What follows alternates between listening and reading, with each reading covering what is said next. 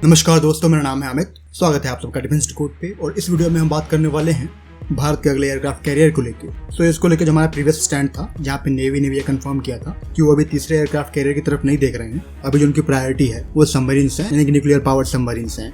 तो अभी जो हमारा स्टैंड है वो वही रहेगा कि जो थर्ड एयरक्राफ्ट कैरियर है वो अभी नहीं बनने जा रहा है, एटलीस्ट अगले 5 सालों में तो नहीं बनने जा रहा है, क्योंकि अब जो प्रायोरिटी है वो आपके एसएसएन्स हैं। लेकिन विक्रांत के सी वॉयज के बाद कुछ जो अनकन्फर्म्ड मीडिया रिपोर्ट है वो सामने आई है, जहाँ पे ये कोट किया गया कि सीएसएल ने एक ऑफर दिया है एमओडी को कि वो एक और एयरक्राफ्ट कैरियर को बनाकर डिलीवर करने में सक्षम है अगले 7 सालों में। तो यहाँ पर टेक्निकली जो टाइम मेंशन किया गया है अगले 7 साल, उससे आप यही अनुमान लगा सकते हो कि अगले 7 सालों में आप वही चीज बनाओगे जो आप ऑलरेडी तैयार कर चुके हो, यानी कि एक स्टोवार कैरियर। कैटोवार में कहीं ना कहीं आपको टाइम लगेगा, ज्यादातर जो टेक्नोलॉजी है वो आपके पास प्रूवन नहीं है। हालांकि इस रिपोर्ट में ये चीज क्लियर नहीं है कि स्टोवार का ऑफर है या कैटोवार का ऑफर है। तो इसी को लेकर हम बात करने वाले हैं कि अगर भारत चाहता है कि एक फ्यूचरिस्टिक एयरक्राफ्ट कैरियर बनाए तो क्या कुछ जो ऑप्शन है वो हो सकते हैं।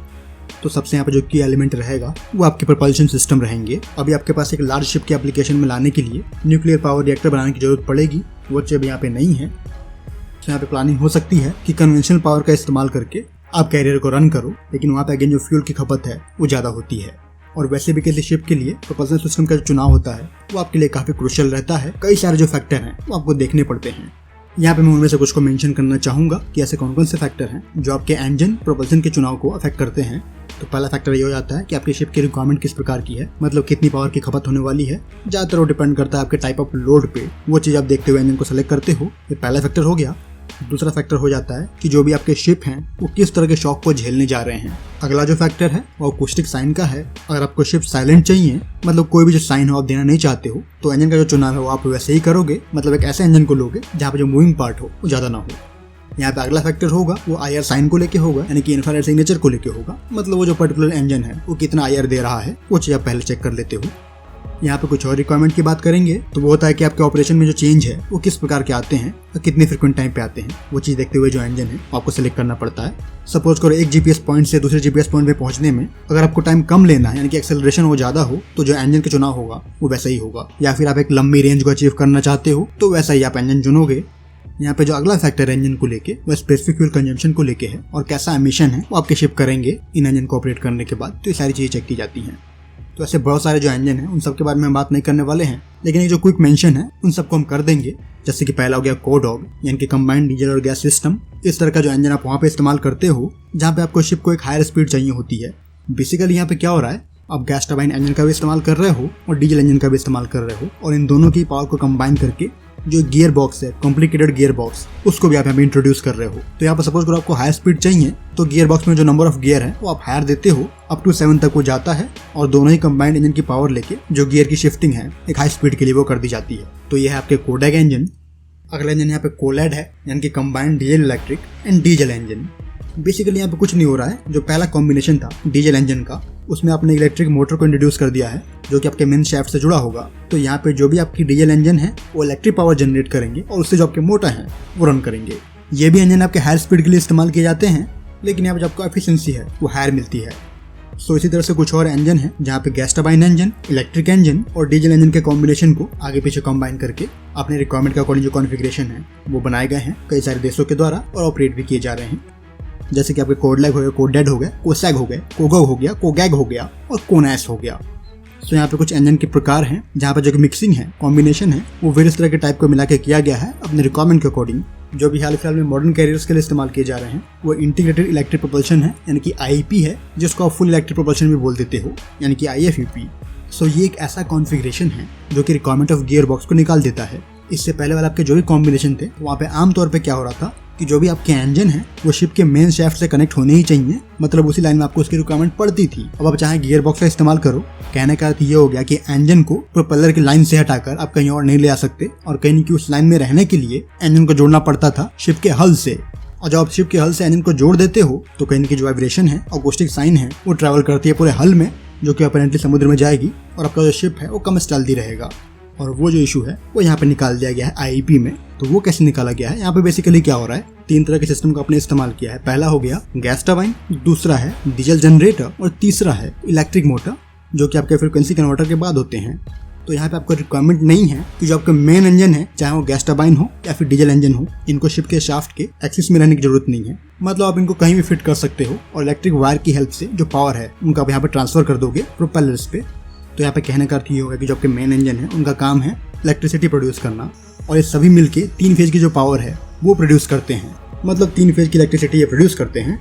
और जब आप ऑन बोर्ड 3 फेज का जो करंट है वो डेवलप कर लेते हो तो कहीं ना कहीं जो पावर डेंसिटी है वो आपको हायर मिलती है, एफिशिएंसी वहाँ पे बढ़ जाएगी और जो ओवरऑल कॉस्ट है वो आपको कम पड़ेगा। तो इसीलिए यहाँ पे 3 फेज की जो पावर है वो डेवलप की जा रही है इन कन्वेंशनल इंजन के कॉम्बिनेशन से, जहाँ आपको 2 इंजन दिख रहे होंगे जो कि मुख्यतः गैस टरबाइन इंजन होंगे, और ये इंजन आपके शिप पे कहीं भी प्लेस किए जा सकते हैं। बेसिकली यहाँ पे इंजन का काम है इलेक्ट्रिसिटी को प्रोड्यूस करना जनरेटर की हेल्प से। सीन से वायर से जुड़े होंगे, आपको दिख भी रहा होगा जो VFA है यानी कि वेरिएबल फ्रीक्वेंसी ड्राइव, और जो आपकी एनर्जी स्टोरेज है जिसको आप इन्वर्टर बोल दोगे। तो इन दोनों से ये जुड़ा हुआ है इंजन, लेकिन वायर की हेल्प से। तो यहाँ पे ये वायर से जुड़ा है, कोई भी शाफ्ट नहीं है, और ये आपको यहाँ पे हेल्प करेगा कि आप इंजन को कहीं भी रख दो।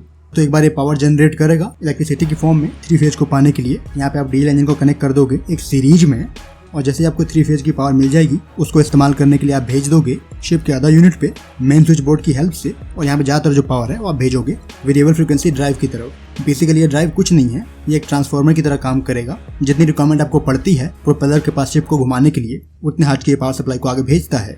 सपोज करो जो रिक्वायरमेंट है वो बढ़ जाती है, आपको स्पीड बढ़ानी है, तो तुरंत ही वहाँ पे कंट्रोल करके वैसे ही पावर ये भेजेगा। तो जैसे यहाँ से जो पावर है वो ट्रैवल करेगी तो आगे आपको मिलते हैं इलेक्ट्रिक मोटर, और यहाँ पे ये ऐसे मोटर होते हैं जो कि खुद घूमते हैं, और प्रोपेलर की स्पीड को कंट्रोल करने के लिए यहाँ पे जो गियर बॉक्स है वो भी दिया जाता है मोटर के पास ही। तो यहाँ पे कहीं ना कहीं जो प्रोपेलर शाफ्ट की लेंथ है वो कम कर दी गई है, एक लिमिट में कर दी गई है। अब वो डायरेक्ट आपके इंजन से नहीं जुड़ा हुआ है, ये आपका IEP है जो कि आजकल के मॉडर्न इंजन में इस्तेमाल किए जा रहे हैं कन्वेंशन शिप्स में। यहाँ पे आपके पास एडवांटेज ये भी है कि आप किसी भी समय पे मेन पावर को ऑफ करके साइलेंट मोड में ऑपरेट कर सकते हो अगर आप स्टेल्थ अचीव करना चाह रहे हो तो यहाँ पे एक बेसिक फंडामेंटल है। अब यहाँ पे आप क्या चाह रहे हो कि इसी इंजन की हेल्प से आपको शिप की पावर की रिक्वायरमेंट पूरी हो, प्रोपेलर की रिक्वायरमेंट पूरी हो, प्लस एयरक्राफ्ट कैरियर के ऊपर जो भी एयरक्राफ्ट हैं जो कि 20 से 22 टन के होंगे उनको भी आप फुल लोड के साथ फेंकना चाहते हो, तो उसके लिए आप यहाँ पे पावर जनरेट करना चाहते हो।